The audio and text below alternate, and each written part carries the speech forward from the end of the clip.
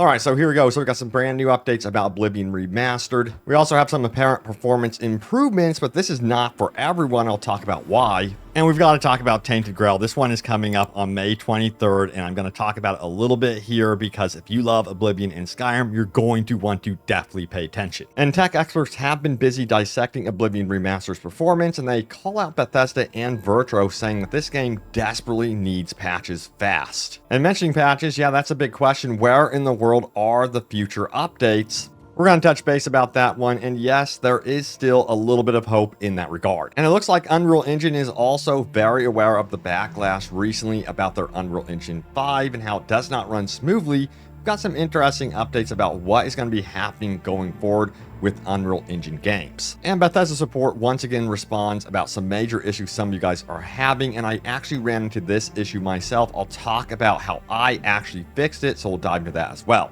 And players reveal some things you could do with telekinesis. It's pretty wild. Also, we're going to talk about Frostcrag Spire. Is it OP or not? And one thing that caught players off guard about Oblivion Remastered. And yes, as always, I'm going over your top comments. But yeah, I wanted to start out with this right here. This is actually not Oblivion Remastered. This is Tainted Grail, The Fall of Avalon, and it releases very soon, May 23rd. And I think if you guys love Skyrim or Oblivion, this one has to be on your radar. So I wanted to give it a mention.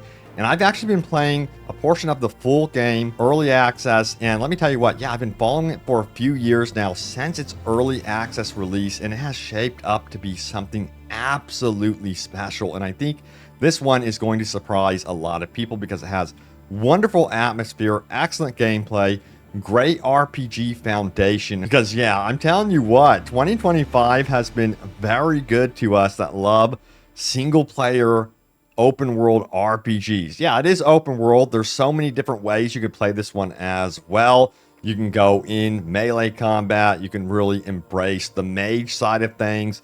Of course, you can go all in as a ranger archer, but there's several different ways you could play this one, just like you would expect from a big Elder Scrolls release, of course. So yeah, it's going to be a real treat going from Elder Scrolls Oblivion Remastered straight into Tainted Grail, The Fall of Avalon on May 23rd. Now, I am going to throw a link in that description below. It is for you guys if you want to wish list it on whatever platform. It is going to be releasing on Steam, PlayStation 5, and Xbox Series X and S on May 23rd. So yeah, check it out. And by the way, I wanted to mention, I'm not like getting paid to mention this game right now to you guys. I'm doing this on my own free will because I believe in this game so much. I cannot wait for it. But yes, also the dev team believes in what I do and they've reached out to me, and yes, they are going to be sending me a collector's edition, so special thanks to them for that one, but I do want to disclose that for sure. And yeah, mentioning Tainted Grail, expect some more videos about this one on the channel soon. All right, so let's get into the Oblivion Remastered news here. Check it out. DLSS 4 now multiplying performance in the Elder Scrolls 4 Oblivion Remastered, Doom the Dark Ages, which is an amazing game as well, and Imperial.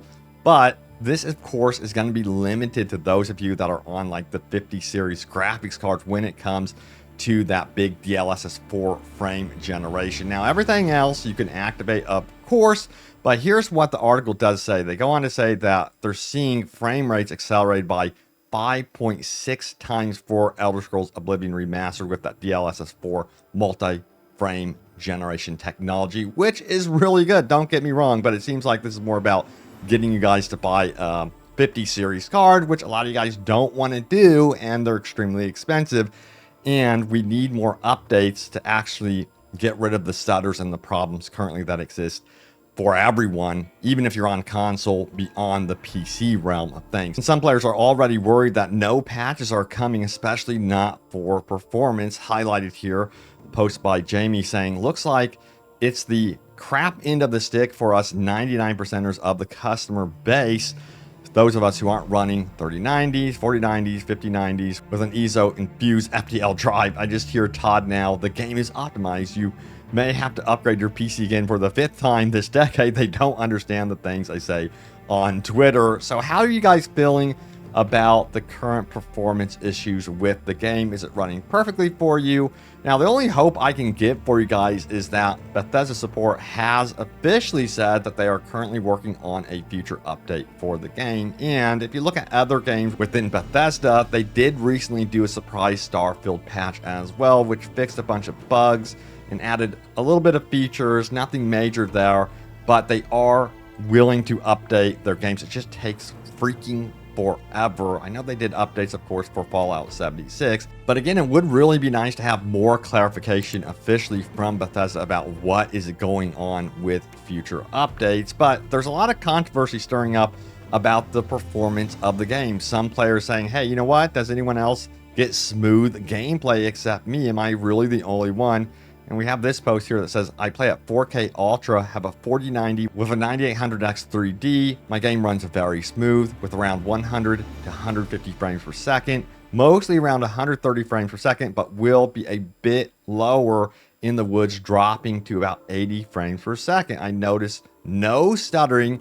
Everything is smooth. However, I seem to be the only one. Does anyone else get smooth gameplay? And there's some replies here saying, I play 4K Ultra 2, 4090, 50 gigabytes, DDR5, i9 13900K, depends where I am.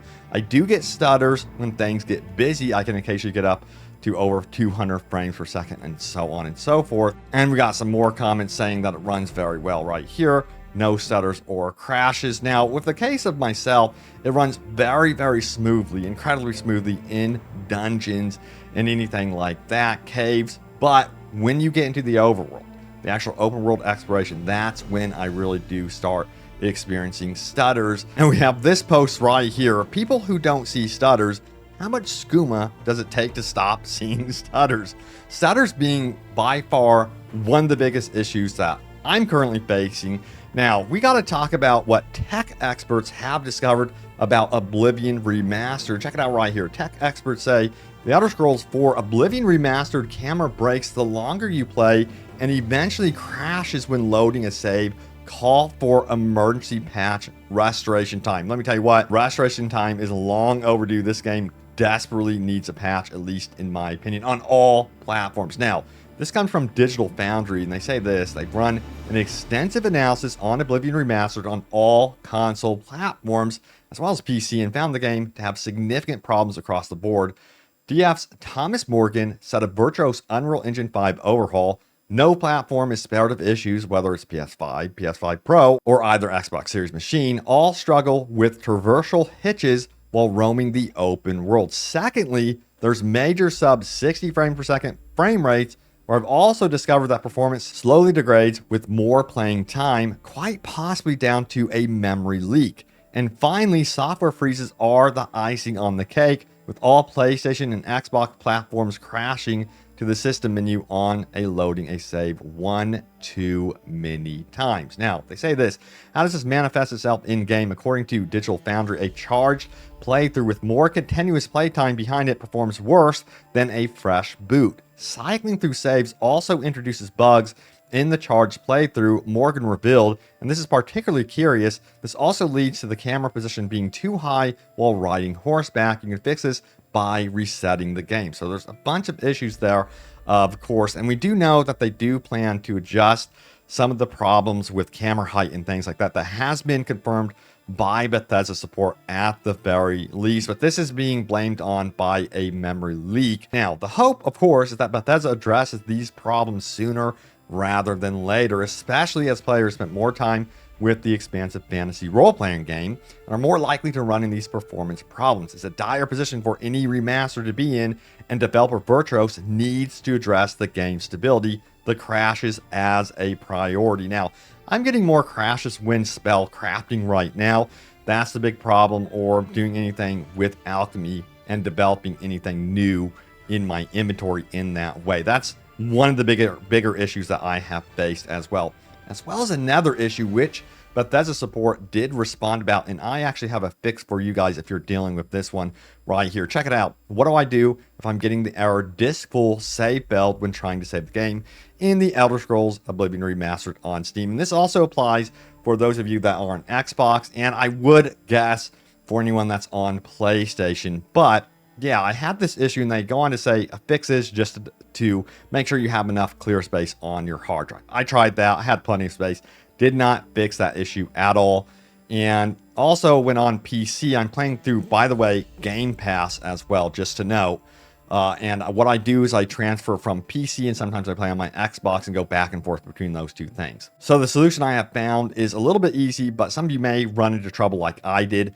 Go into your game, delete your save files, any excess save files that you have that you are not using. Make sure you aren't overcrowding your saves, like having 125 plus saves, for instance. Now, I had trouble deleting, any excess saves on PC. So what I did is I went on Xbox, deleted from there, from the actual in-game menu, and that did the trick on PC as well as Xbox, getting rid of that problem with the disk is full issue. So hopefully that helps some of you guys. It seems to be a prevalent issue as you get further down the road in the game, as you build up more saves. But yeah, Digital Foundry basically wrapped this up by saying the situation is dire for the stability of Oblivion Remastered. But again, according to the community, a lot of you guys are also experiencing very smooth performance. And I also do wonder, by the way, if Bethesda, Virtuos, they have like analytics seeing like how many people are fast traveling versus just exploring the overworld here,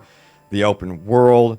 It seems like a lot of people fast travel, get into the dungeons for the most part. So yeah, we're just going to release the game with these performance issues, with these stutters. And then eventually we will be patching the game. Which again, I really do think that we will be seeing some sort of patches. I really hope that the first one that drops is a significant patch. And at the core of this is, of course, Unreal Engine 5. And again, I did mention in previous videos, at the beginning of Unreal Engine 5's life, a lot of people were really excited. And then that excitement turned into kind of like a hate for Unreal Engine 5. Like if a game is announced now and they say, hey, this game's running on Unreal Engine 5, people kind of groan, and say, oh boy, here comes the stutters.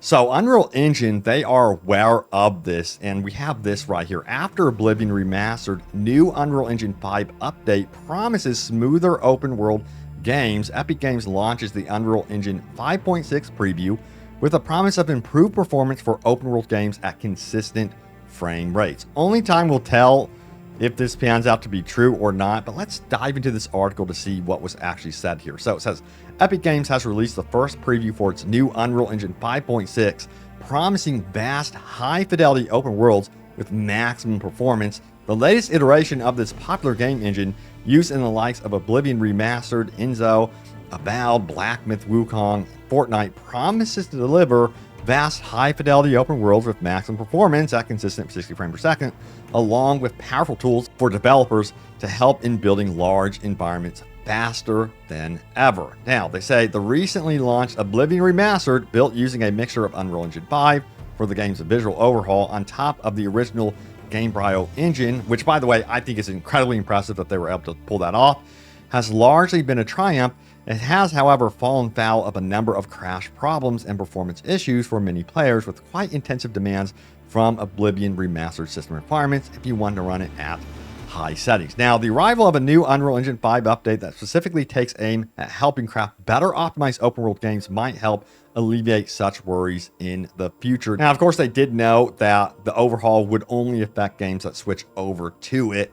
So this new Unreal Engine 5 update, would Oblivion Remastered do that? I mean, all I gotta say is I sure hope so. It sounds like it's gonna have a lot of advantages towards big open world games, especially brand new, fresh open world games that start on that new iteration of Unreal Engine 5. But yeah, it would be nice to see some of these like older games that really stutter update to this new Unreal Engine 5, as long as it does deliver.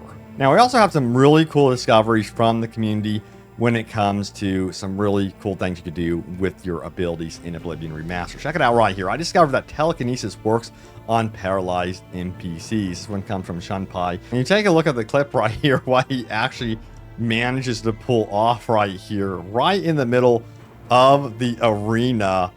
Yeah, this is pretty brutal. He just plops him into the fire, of course. But yeah, this is quite the OP discovery, what you can do with paralysis and telekinesis combined. And we got a reply here from Steppe, who says, that's awesome. I never really used telekinesis on this game. Can you toss them into the air or raise them high above the ground enough to hurt them when they fall? For sure it will work if you whip them over an edge. And the response from the original poster saying, from my limited testing, it seems that paralyzed NPCs don't take fall damage. Disappointing, I know. However, Don't let this stop you from, say, paralyzing someone and then throwing them off a cliff or even into the lava within the Oblivion Gate. So yeah, it's possible to do that at the very least, the more you know. Now, we also got to talk about one of my favorite houses, or it's more of a, I guess you'd say like castle, but it's also known as a spire. We have Frostcrag Spire. Is it considered OP or not? And we got some opinions on this one, so check it out.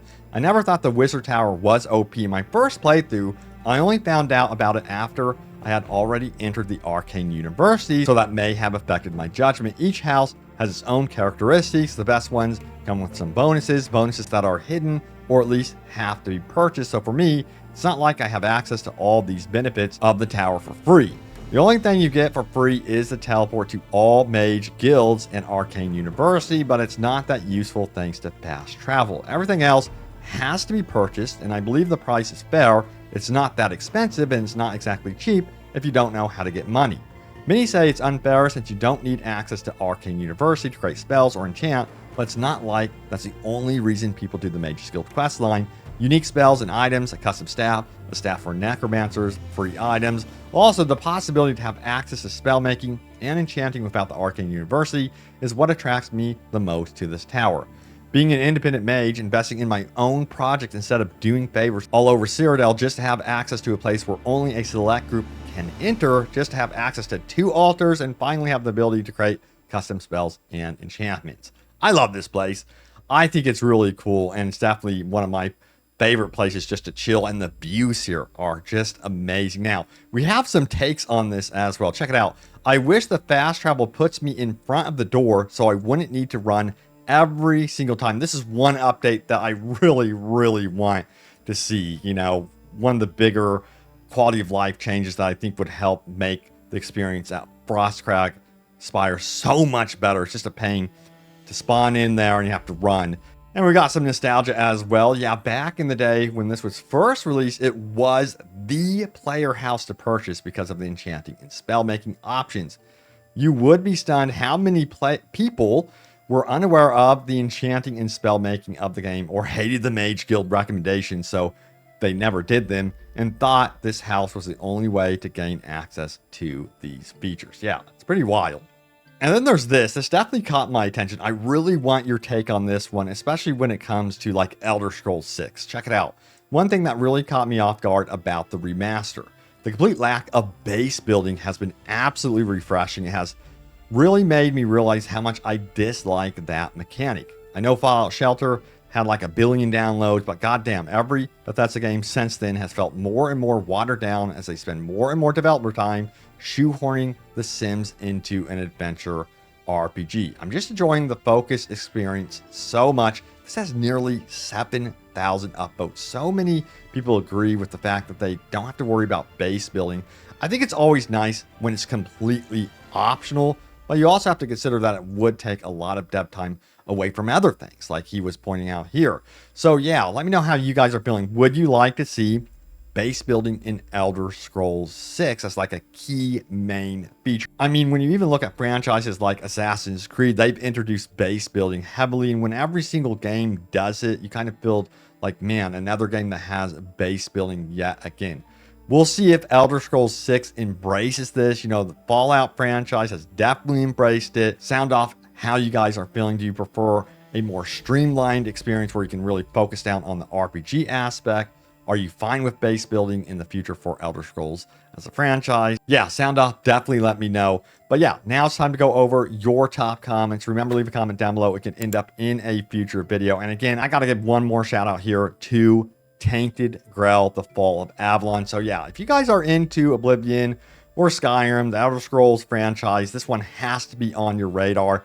It is releasing on May 23rd. I cannot wait for it. I hope to have some videos out here soon about Tainted Grail, The Fall of Avalon. But for now, you can check it out also by wish listing it for whatever platform of your choice right now on whatever storefront. It's going to be available on PlayStation, Steam, Xbox storefronts, but I will throw that link in the description down below, at least to Steam. I am so hyped about this one. I am down for more games like Oblivion, Skyrim. They're like my all-time favorite games. So the more, the merrier. At least that's how I'm feeling about it. And again, we are eating good here in 2025 when it comes to big single-player open world RPGs. But yeah, anyway, let's get back into what you guys had to say about my most recent Oblivion Remastered video. So let's take a look here. So we have this one. I want the ability to forget spells I made. We really need a way to clean that up. Hell yes, it's such a good point. The more I get into spell crafting and goofing around with spells, there's just some spells that are absolutely worthless that I create because of experimentation, and you do need that feature big time because it gets cluttered. Now we also have this one. My way of earning gold is exploring caves, alien ruins, eliminating any enemies that are in these places, and selling their stuff in the Imperial City. This guy knows what is up. And then we have fix the Blackwood armor, make it black like the original. Hearing that more and more. Hopefully they could do it. I don't know. I think it's pretty important. Also, we have photo mode, fix difficulty slider, fix level scaling, improve the inventory. Now, that's, when it comes to level scaling, I don't know if they're going to touch that one, if they're going to do that big of an overhaul. And then some people are like, hey, it's fine. But I know the majority of you would like for them to at least adjust the level scaling, how that is done. When it comes to difficulty, could they include some sort of slider? I would think that would be pretty easy. There's mods out there that can do that. So yeah, why not add that in there? Now, mentioning mods, we have this one right here. If they're not giving consoles mod support, it's even more important that they fix these gameplay issues ASAP. 100% agree with you. They need to provide that official support. Again, consider hiring the modders to get this stuff done faster. And I don't like there's a mod fix mentality around this game. The game shouldn't need fixes this much. And what about console players? It's starting to feel offensive when I try to have a discussion about the game and it gets dismissed by mods. I don't have mods. You shouldn't have to have mods to get good performance, less crashes. That needs official support, official patches. So 100% agree with you, Deadweight, on that one. Now, again, we have more comments here about the difficulty. The fact that the difficulty issue isn't getting more attention is abysmal. I agree with you. I wish that like Bethesda would come out and have their team at least give some comments about what they might want to do in the future. That sure would be nice, and I think it would alleviate a lot of the worry from you guys as well. This game is so good in many ways that you want it to get the support that it deserves. You know what I mean? But yeah, there it is. The latest happenings around Oblivion Remastered. Hopefully we get some more like Elder Scrolls 6 news here in the future. I'll keep you guys in the know about all this stuff. But thank you guys so much for watching. Stay tuned here for more, and I will see you all next time. Take care.